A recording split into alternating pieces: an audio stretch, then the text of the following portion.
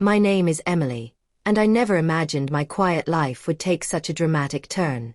I married Jeff 3 years ago. He was kind, stable, and deeply loving, everything I had been searching for after years of dating disappointments. With him came his son, Tyler, a 17-year-old at the time, and although I was nervous about becoming a stepmother, Tyler quickly became one of the brightest parts of my new life. Tyler was polite, mature beyond his years, and carried a certain quiet wisdom that made it easy to talk to him. We got along well. We laughed together, cooked together, and even shared book recommendations. Jeff worked long hours in construction management, so often, it was just Tyler and me at home. It never felt strange, until the night everything changed. It was a chilly Thursday in early fall.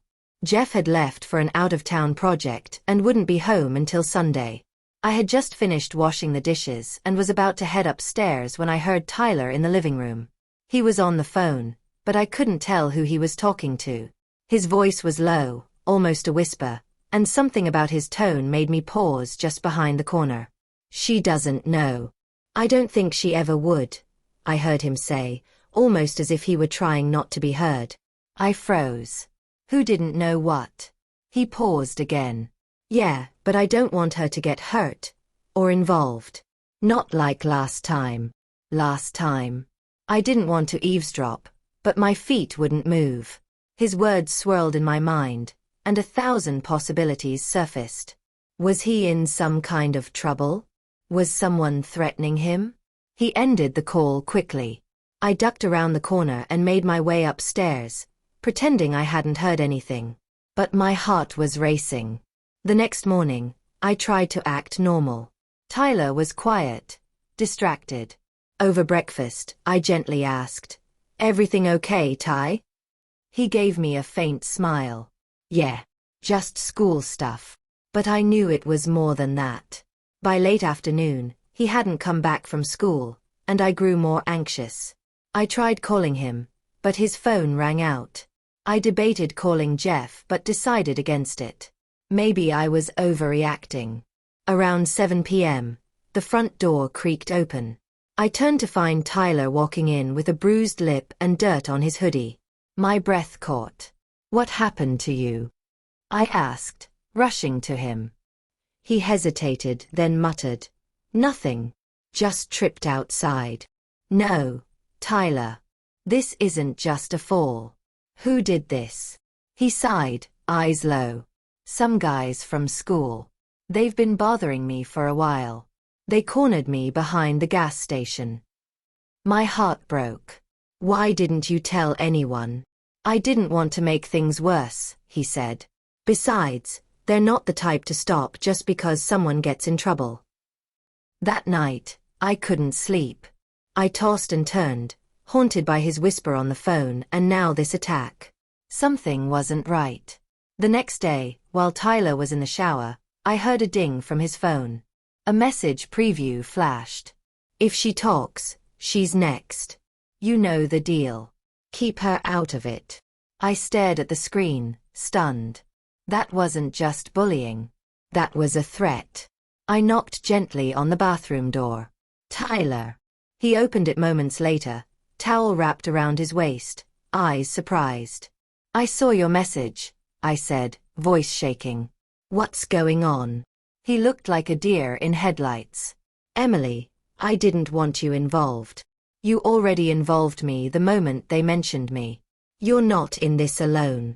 After a long pause, he sat me down and finally told me everything. It started months ago. Tyler's friend Lucas had gotten involved with a group of older guys who were into shady stuff, stealing, dealing, and intimidating other kids. Tyler had helped Lucas out once, driving him away from one of their confrontations. It was innocent at first, just trying to be a friend, but that small favor tied Tyler to them in their eyes. Now they were using him to keep tabs, to help them blend in, and worse, threatening him and anyone close to him if he didn't do what they said. That included me.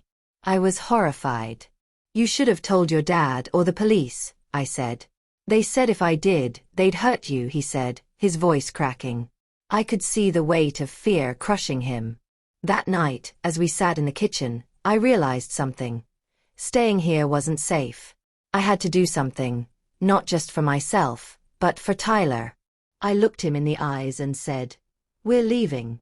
Tonight." "What?" "We'll pack some things and go. We'll stay somewhere else, somewhere safe. I'll figure it out." "But we can't stay here." Tyler hesitated, then nodded slowly. I packed a few essentials while he wrote a note for Jeff. We didn't want to worry him unnecessarily, just enough to let him know we were okay. I turned off my phone and so did Tyler. If they were tracking us, we couldn't take that risk. We slipped out the back door, quiet as shadows. My friend Rachel lived 3 towns over and had a cabin by the lake. She'd once said I could use it any time I needed a break. I called her from a payphone on the way and explained just enough to get her worried, but she agreed to help. The drive was tense. Every pair of headlights behind us felt like eyes watching. Every turn felt like a test. But we made it. For 2 days, we stayed in the cabin. We kept the lights low, the phones off, and barely spoke above a whisper. Tyler started to relax. Just a bit. He slept longer, ate more, and even laughed once at a silly joke I told. But we both knew it wasn't over. On the 3rd day, Jeff called from a blocked number. I answered. "Emily, where are you? I got your note and I'm losing my mind." I explained everything. Jeff was stunned but supportive. He told us to stay put, that he'd handle it. And he did. He went to the police with the messages and Tyler's testimony. It took a few days, but eventually, arrests were made. The group was more dangerous than we thought. They had been under investigation already, and Tyler's cooperation helped seal the case. After it all, Tyler had to testify. It wasn't easy for him, but he was brave. He stood up and told the truth, and I never felt prouder of him. Life returned to a new normal. We moved to a different neighborhood, closer to Jeff's work, and Tyler transferred to a new school. He began seeing a counselor to help him heal from the trauma, and we talked more openly at home. Something shifted between us after that night. It wasn't just about surviving. We had protected each other. We had built trust not just as stepmother and stepson, but as 2 people who had faced fear and come through stronger. One evening, months later, we sat on the porch together, watching the sun dip behind the trees. Tyler turned to me and said quietly, "I'm glad you heard me that night." I smiled. Me too. Because sometimes, a whisper can save everything, if you're willing to listen and act.